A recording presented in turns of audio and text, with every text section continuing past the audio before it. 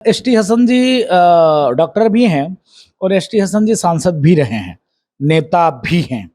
तो कुल मिला के कहने का मतलब है उनकी मानसिकता देखिए किस प्रकार की है। मैं पूछना चाहता हूं एसटी हसन जी से कि देश में लमसम 160 करोड़ की आबादी है और 160 करोड़ की आबादी में मुश्किल से ऐसे घटना एकाध दो पूरे देश में 160 करोड़ में। अब छोलिया हो या लोबिया, सफेद चने या काले चने, सबको मजेदार बने।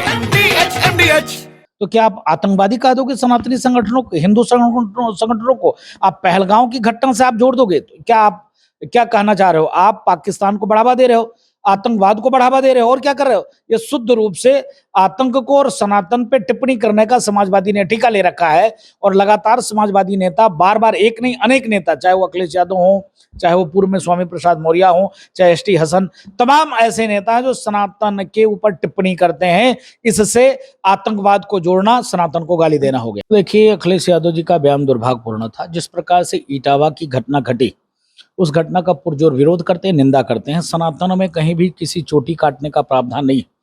सनातन में अगर भगवा वस्त्र में अगर व्यक्ति है तो 80 साल का बुजुर्ग पैर छूता है।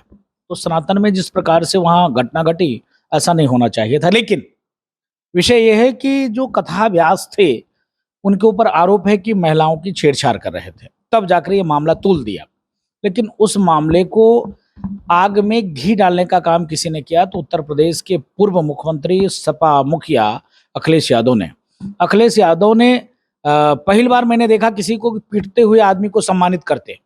भाई वो व्यक्ति कहा ना कि हाँ मेरे साथ दुर्व्यवहार हुआ, पीटा मैं गया और सम्मानित किया जा रहा। अरे उसके साथ तो ना होना चाहिए था, उसके साथ होना चाहिए था हाँ तुम्हारे साथ गलत हुआ, ऐसा नहीं हो। लेकिन जिस प्रकार से उन्होंने ब्राह्मण बनाम यादव किया, लेकिन आभार व्यक्त करता हूं, कोई लड़े नहीं, लेकिन दंगे हुए ना। आपने देखा होगा कि पुलिस की गाड़ियां तोड़ी गई, कोतवाली पे हमला हुआ। अगर वही उस गांव में गए होते तो क्या स्थिति होती। लेकिन दूसरे दिन आपने देखा होगा खूबसूरती कि अखिलेश यादव एक सपा के माननीय नेताजी थे, पंडित जी के यहाँ भंडारा छक रहे थे। एक तरफ तो यादव वो पंडित कर रहे हो, दूसरे तरफ पंडित जी के यहाँ आप भंडारा छक रहे हो। तो ये दोहरी नीति, दोहरी चरित्र नहीं चलेगा, तो जनता समझ चुकी है। देखिए, मैं पूछना चाहता हूं कि माननीय मुलायम सिंह यादव जी खत्म हुए तो क्या ऐप से उन्होंने पूजा कराया था? किसी ब्राह्मण को बुलाया था? क्यों ब्राह्मण को बुलाया था? उनको नहीं बुलाना चाहिए था। ऐप से तो उन्होंने पूजा नहीं किया। देखिए, वैदिक परंपरा में, सनातन पद्धति में, वैदिक जो विद्वान है, जो ब्राह्मण है, वो वेद, पुराण, शास्त्र, उपनिषद के ज्ञाता होते हैं। जैसे हम साधु हैं, हम हवन कर सकते हैं, पूजन कर सकते हैं, ठाकुर जी की सेवा कर सकते हैं। आप कह दो कि बाबा जी आकर चैनल पर बैठकर एंकरिंग करो, तो कर पाएंगे क्या? नहीं कर सकते उतना अच्छा। उसके लिए हमको उतना आप सिखाओगे, पढ़ाओगे, तब कर पाएंगे। इसके नाते ये उनकी जो बातें हैं वो हम लोग के जो है दिमाग में आता नहीं है, क्योंकि लगातार सनातन पे टिप्पणी कर देते हैं और सिर्फ एक कौम, एक मजहब, एक संप्रदाय को खुश करने के लिए ऐसी बात करते हैं और कोई बात नहीं है। सिर्फ टोपी की बात करना, इस्लाम को आगे करना, सनातन को गाली देना, यह उनका ध्येय लक्ष्य है। अभी तक अयोध्या नहीं आ पाए। अगर वाकई में भगवान कृष्ण के वंशज है, डंके की चोट पे कहें कि हाँ भगवान कृष्ण की जन्मभूमि मंदिर निर्माण हम कराएंगे, हम उनके साथ हैं, नहीं बोल सकते। दम है क्या?